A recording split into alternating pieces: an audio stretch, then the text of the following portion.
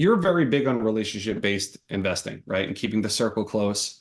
And you've really driven that point home over the time that I've known you, and I admire that.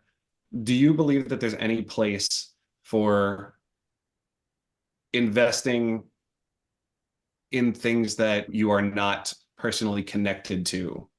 And I don't mean as far as concept, as far as, for instance, access to the leadership team and things like that.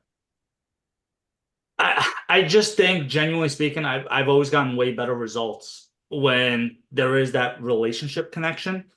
Yeah. And whenever there wasn't, there was just really unacceptable answers to long delays. We were part of a Ponzi scheme, right? And I think that was a Yeah. perfect That's true. that was a perfect example of us not having any relationship with the operator. And it's like, what's the point? There's so many deals out there that you can get that. If you think of it as the 6 degrees of separation, I think the Yeah. closer you could get to the operational team and cutting out the degrees, the more information you'll have. Because this is the biggest advantage of private securities over public, is that there is no such thing as insider trading, right? You have the ability to become best friends with that operator, and there's no better inside information than that.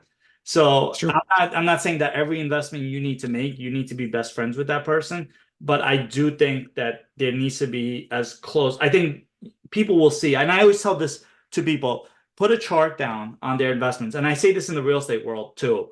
Put a Excel chart together and put 1 to 10, label what you've invested with, who you've invested with, and what is your relationship with them from a 1 to 10.